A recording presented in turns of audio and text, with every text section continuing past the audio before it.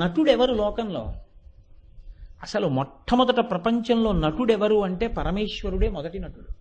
నటుడంటే ఎవరండి?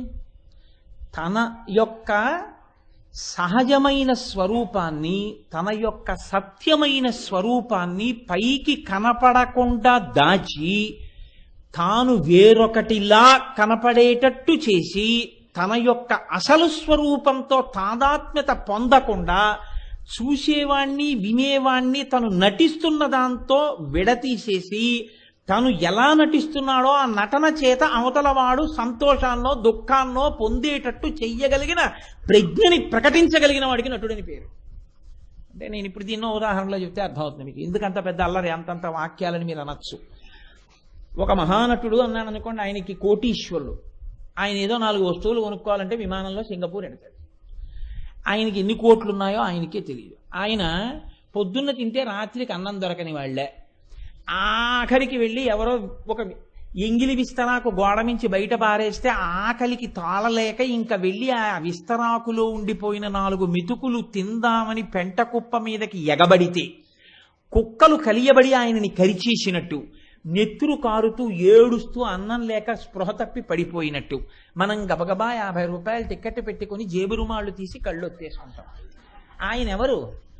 ఆయనేం పెంట కుప్పల మీద పడి అలా విస్తరాకుల్లో అన్నం తినేవాడు ఏం కాదు. ఆయన నిజ జీవితంలో కోట్లకు పడగలెత్తినవాడు. మరి మీరెందుకు ఏడుస్తున్నారు?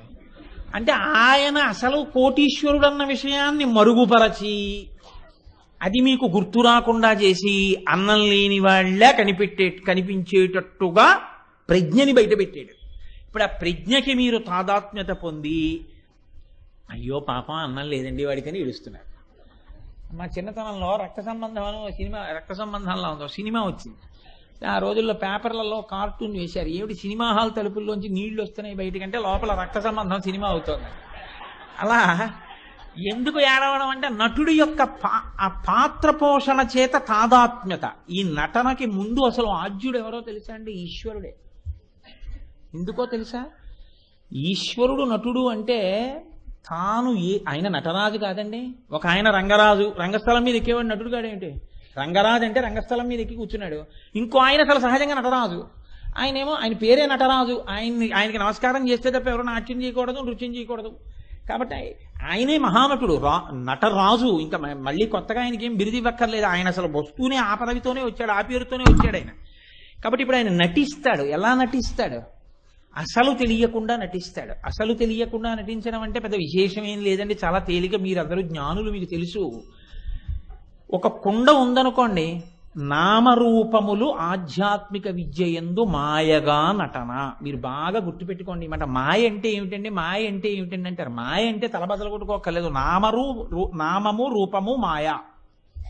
ఎందుకో తెలుసా అండి? నేను కుండ అన్నాను అనుకోండి, ఏమంటే కుండ అన్నాను అనుకోండి, మీకు గరిట కనపడుతుందా మనసులో? కుండ అంటే ఏం కనపడుతుంది? మట్టితో చేయబడి నీటిని పట్టుకునేటటువంటి ఒక సాధనము. నేను ప్రమిద అన్నాను అనుకోండి, అక్కడ నుంచి ప్రమిద పట్టరండి అంటే ఒక కుండ పట్టుకొస్తారా?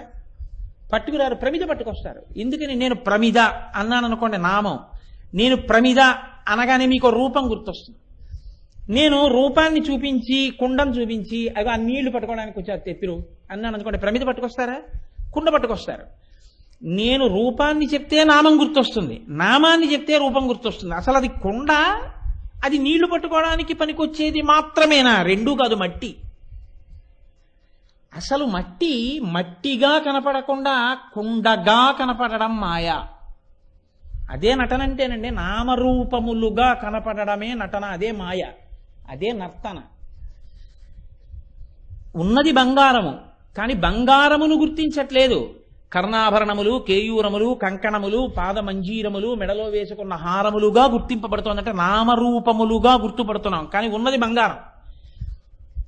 పిల్లాడు అంటున్నాడు, నాన్నగారండి ఇది ఏనుగండి, తొండమండి, దంతాలండి, ఎంత బాగుందో అనండి అంటున్నాడు. తండ్రి అంటున్నాడు, అది దంతి కాదు దారు అంటున్నాడు. అది దారు వికారం, అది కొయ్యరా, అది ఏనుగు కాదురా అంటున్నాడు. ఇప్పుడు కొయ్య నిజమా, ఏనుగు నిజమా? కొయ్య నిజం. కొయ్య ముక్కని ఏనుగుగా బొమ్మగా మలచారు. తెలియని పిల్లాడు ఏనుగు అంటున్నాడు. తెలుసున్న తండ్రి అంటున్నాడు, అది కొయ్యరా అంటున్నాడు. కొయ్య ఏనుగుగా కనపడడం నటన. బంగారము నామరూపములుగా ఆభరణములుగా ప్రకాశించడము నటన. మట్టి కుండలుగా ప్రమిదలుగా పాలికలుగా మీకు కనపడడం నటన. పాత్రలుగా మారుతూ ఉండడం. ఒక్కటిగా ఉన్నటువంటి ఈశ్వరుడు అనేకముగా కనపడడం నటన. దీన్నే ఎంత చమత్కారమైన మాట అంటారో తెలుసా అండి? ఏ మహానుభావుడు నర్తన చేస్తే ఈయనే ఇదంతా అని తెలుసుకోవడం ఎన్ని సంవత్సరాలు బ్రతికినా పట్టుకోలేడో ఆయనే నటరాజు. అసలు రహస్యం అది. 90 ఏళ్ళు బతికాడు, 80 ఏళ్ళు బతికాడు. ఏమిటి కనపడింది అంటే, బతికిన నాళ్ళు ఏం కనపడిందంటే వాళ్ళందరూ కనపడ్డారు, నీ కనపడ్డారు. వాళ్ళ రూపంలో నా రూపంలో ఉన్నది ఒక్కటే అని నాకు కనపడుతోంది అన్నవాడు ఎవడైనా ఉంటే వాడు ధన్యాత్ముడు. అలాంటి వాడు జ్ఞాని. వాడు కోట్ల కోట్ల కోట్ల మందిలో ఒక్కడు ఉంటాడు. కాబట్టి ఇప్పుడు ఆయన స్వరూపం అందరికీ అర్థం కాదు. అలా అర్థం కాకపోతే ఆయన నటరాజు. ఆయన కన్నా నటుడు వేరొకడు లేడు. ఇప్పుడు ఆ నటుని యొక్క యథార్థ స్వరూపాన్ని మీకు ప్రకాశింపచేసేదైతే ఇవన్నీ కాదురా, ఈ నామరూపాలు కాదురా, నామరూపాల వెనకాతల ఉన్న తత్వమేదో తెలుసుకోని మీకు చెప్పగలిగిన సమర్థతతో కూడినటువంటి విషయమును లోపల పెట్టుకుని ఉన్నదైతే దానికి భారతమని పేరు. అంటే భరతుణ్ణి గురించి చెప్పింది. అంటే నటుడి యొక్క విన్యాసాన్ని ఆవిష్కరించింది. అందుకే అంటారు, నర్తకుని భంగి పెక్కగు మూర్తులతో ఎవ్వడాడు, మునులు దివిజులున్ కీర్తింపనేరెవరిని ఒరులు ఎరుంగరు అట్టివాని నుతింతు అన్నారు. అది నటన అంటే.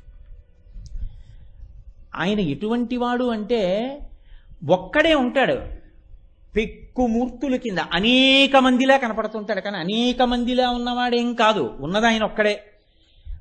కంచిలో పృథ్వీలింగం, జంబుకేశ్వరంలో జలలింగం, అరుణాచలంలో అగ్నిలింగం, చిదంబరంలో ఆకాశలింగం, కాళహస్తిలో వాయులింగం, కోణార్కలో సూర్యలింగం, సీతాకుండంలో చంద్రలింగం, పశుపతినాథులో యజమానలింగంగా ఉన్నటువంటి 8 స్వరూపాలు తానేమి చెబుతున్నవాడు ఆయనే.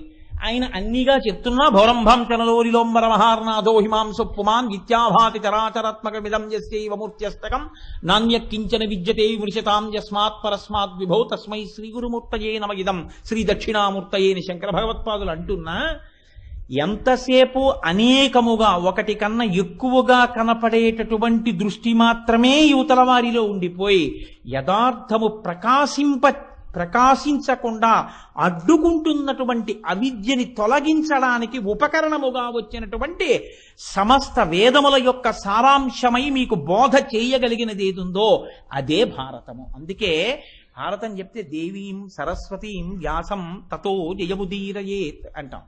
ఎందుకో తెలుసా అండి? పెద్దలు అంటారు, దేవి ఇది కొంచెం మీరు అటు ఇటు చేయండి, చేస్తే విద్ వేద తతో జయముదీరయేత్, దాన్ని జయ తిప్పండి యజ.